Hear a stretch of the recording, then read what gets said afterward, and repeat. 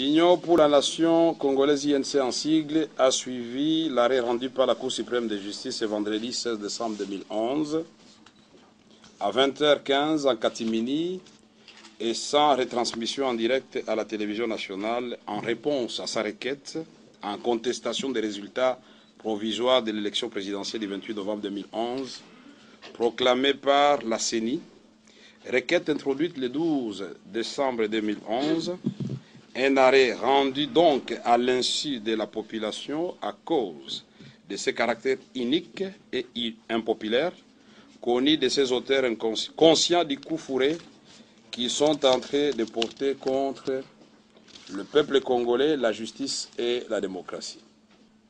Nous ne souhaitons pas la Côte d'Ivoire chez nous, ni le Kenya, ni le Zimbabwe. Ce que nous voulons, c'est que nous puissions déboucher sur une solution pacifique, mais une solution qui ne va pas voler au peuple congolais sa volonté clairement exprimée. Nous sommes en politique. Mais j'ai entendu, parce que les amis de la majorité ont profité de notre absence de la salle, parce que nous n'avons pas voulu cautionner la parodie de justice, pour dire l'explication qu'ils ont donnée qu'à Méré, on a rejeté sa requête parce qu'il n'avait pas de preuves. Mais ils auraient voulu que moi je leur remette mes fiches avant pour que la CENI fabrique des fiches qui vont correspondre à ce que je vais donner.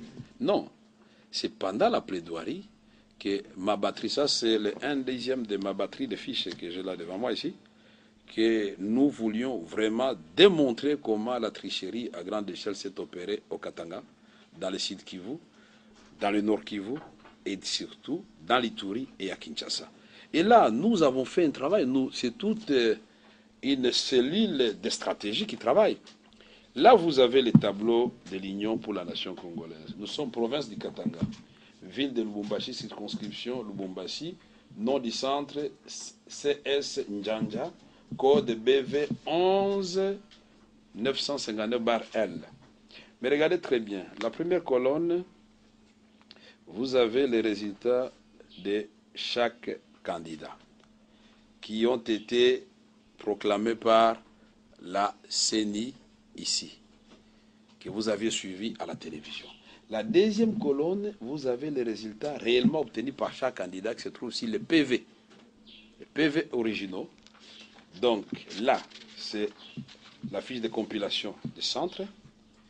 Là, c'est le PV. Et si nous prenons, on peut prendre même 100 exemples. Prenons ce premier exemple. Vous voyez là-bas, le candidat numéro 3, Kabila Kabange Joseph, il a 704. C'est ce que la CENI a proclamé ici. Mais sur le PV, en réalité, il a 61. Donc on lui a ajouté 643. Bon, Étienne Tshisekedi Wamulumba, sur la proclamation de la CENI, l'essai de Rome, vous pouvez aller vérifier, vous avez le nom du centre, il a 39. Mais sur le PV, il a 120. Donc, on lui a arraché 81 voix. Ça, c'est un exemple, et peut-être vous allez croire que je raconte ma vie. Là, vous avez cette première fiche. Mais là, vous avez le PV. Le PV, il est là. Vous pouvez prendre les chiffres. Donc, pour ceux qui voient très bien, ils peuvent regarder. Numéro 3, Kabila Kabange. Les chiffres, il est là au milieu. Et vous voyez Tshisekedi Wamulumba, les chiffres, il est là à la fin. Chacun peut consulter calmement ceci. Nous avons fait des photocopies. On va remettre dans la mesure du possible, puisque nous sommes un parti de l'opposition. Nous n'avons pas de moyens pour photocopier pour vous tous. Mais on peut prendre un autre exemple. Mais à partir du moment où vous avez des références, vous pouvez entrer sur le site et vous vérifier. Là, nous avons le Katanga toujours, Lubumbashi. Vous avez le centre CS, complexe scolaire Christ Sauveur. Le bureau, c'est 11 950-Y. Kabila Kabange, tel que proclamé par le pasteur Mulunda, 264. Mais sur le PV, il a 64. Mais on lui a ajouté 200. Nous prenons Étienne Tshisekedi Wamulumba, tel que proclamé par Pasteur Mulunda, il a 44. Mais si le PV, il a 244. Donc on lui a bouffé 200. Mais on peut prendre encore un autre exemple. Peut-être que vous n'êtes pas convaincu par ça. On peut dire erreur matérielle, mais pas ça, pas 1000 fois. On peut prendre un autre. Alors, numéro 3, Kabila Kabange, tel que proclamé par Mulunda, 275, n'est-ce pas? Mais s'il l'affiche, il a 136. On lui a ajouté 139. Tshisekedi ou Mulumba, tel que proclamé par Mulunda, 27. Mais sur le PV, il a 235. On lui a bouffé 208. Mais on peut prendre un autre exemple si vous voulez vous en convaincre davantage. Je peux vous faire la démonstration jusqu'à la fin. Kabila Kabange, 369 tel que proclamé par Mulunda. Mais si le PV, il a 169. Ça, c'est le collège Jean Calvin. C'est le bureau 12002, Barcé. Alors, il a 369 par la magie du pasteur Mulunda. Mais si le PV, il a en réalité 169, vous lui ajoutez 200. Alors, Tshisekedi ou Mulumba, tel que proclamé par pasteur Mulunda, 74. Mais sur le PV, ce qu'il a réellement obtenu, c'est 274. Donc, on lui a bouffé 200. Donc, on prenait les voix de Tshisekedi, on donnait à Kabila, et ainsi de suite. Donc, je peux vous donner encore peut-être, je peux faire cet exercice qu'à la fin, parce que les amis ont dit non, Kamere, on a rejeté, elle n'a pas de preuves. Mais ça, ce ne sont pas des preuves, ça. Là, Kabila Kabange, 206, tel que proclamé par Mulunda. En réalité, il avait 156, on lui a ajouté 50. Tshisekedi Mulumba, tel que proclamé par pasteur Mulumba, 19. Mais en réalité, si le PV là, 133, donc on lui a bouffé 114. Et alors, comment voulez-vous que le peuple congolais accepte des choses comme ça? Là, nous sommes dans le Katanga. Je peux vous donner beaucoup d'exemples d'ici, de Kivu, et vous allez voir, vous allez me montrer comment Kabila a pu battre Kamere aussi de Kivu. Là, excusez-moi pour ceux qui ne savent pas le secret, je porte des lunettes de temps en temps. Donc, là, je peux prendre par hasard. Nous sommes aussi de Kivu, dans ce bureau 432. On a Kabila Kabange Joseph, il a 94. La Kamere Vital, j'ai 359. Il n'y a pas photo. Vous pouvez tourner. Je crois que ça c'est là. Le bureau 420. Kabila Kabange 80. Kamere Vital 358. Je ne sais pas si vous pouvez faire les rapports. Vous pouvez tourner. Donc tout ça, je peux vous prendre les histoires qui sont là. Vous avez Kabila Kabange dans ce centre-là, 99. Vital Kamere, 341. Je ne sais pas si vous comprenez où est-ce que nous sommes. Vous pouvez tourner encore comme vous voulez dans tous les sens. Kabila Kabange, 81. Vital Kamere, 384. Et c'est l'allure de tous les résultats d'ici de Kivu. Je peux vous prendre aussi le Nord Kivu. Vous verrez, c'est la même chose. Donc, nous avons soigneusement gardé tout ceci. C'est toute une batterie de missiles que nous avons là-bas. Ça, c'est un échantillon. Je peux vous donner aussi l'échantillon des cartes des lecteurs. Nous en avons 3000. Pour vous montrer que la tricherie a commencé avant. Vous voyez, cet enfant, vous pouvez lui donner quel âge, cet enfant-là? 11 ans, c'est beaucoup. Bon, même s'il avait 20 ans.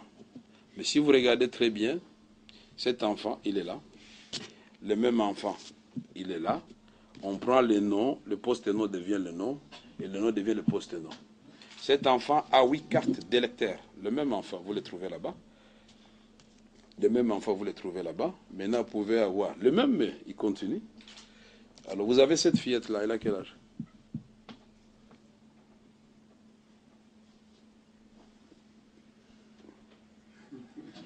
Même si on dit que oh non, les Congolais ne mangent pas bien, bon voilà. Cette fillette à quel âge? Mais vous allez voir, la même fillette revient plusieurs fois. Qu'est-ce qui donne le droit à la CENI d'enrôler la même fillette plusieurs fois? La fillette, la petite, elle est là encore. Peut-être on va croire que j'ai montré la même carte 2 fois. Elle est là. Elle revient 8 fois, elle aussi. La même fillette, elle est là encore. Avec plusieurs noms. Ce sont des cartes d'électeurs. Donc, Quand on nous demande des preuves, on nous provoque. Les mêmes petits que je vous ai montré au début, il revient encore en force. Ouais.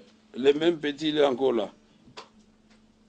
Alors ce sont les enfants. Tu es côté que la bino bakar toyo, puisque biso to voter mutu anate, to pe sabino bakar, bo pe sabiso quelque chose à 50 francs, to pe sabino bakar to tozana ngwe bede ba baki toya pour la carte.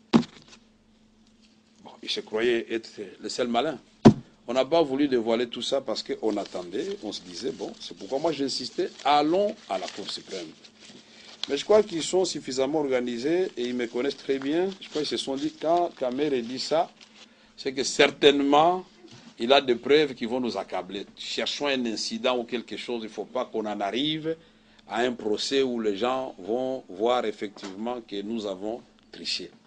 Mais la face à une situation comme ça que nous avons dit, nous avons salué le travail des centres Carter, de Monseigneur Mosengo, la MONUSCO, tout le monde, le Sénat américain. Nous devons nous montrer suffisamment maintenant matures, puisque nous, les Congolais, nous attendons toujours que les Occidentaux viennent nous taper sur la tête pour que nous trouvions des solutions à nos problèmes. N'attendons pas non plus que le sang coule dans notre pays pour que les amis qui ont favorisé cette tricherie comprennent que nous devons restituer à notre peuple son choix. Voilà pourquoi j'ai voulu faire ce point de presse pour éviter, j'aurais pu me taire, puisque dès lors que la Cour suprême a rendu son arrêt, je sais que tout ce que nous faisons là, nous n'allons pas apprendre de même miraculeusement que la Cour a repris parce que Kamere a fait une conférence de presse. Non, c'est par souci de restituer la vérité, puisque j'ai suivi beaucoup de bêtises à la télévision hier. Il y en a qui sont allés jusqu'à dire que j'étais à leur service, ils m'ont envoyé. Pour eux, j'ai fait du bon travail. Eh bien, messieurs, je suis en train de faire du bon travail parce que là, je montre exactement comment vous avez triché. Et le peuple a vu, j'ai des PV. Si vous voulez les PV de l'Ituri, je vous les exhibe.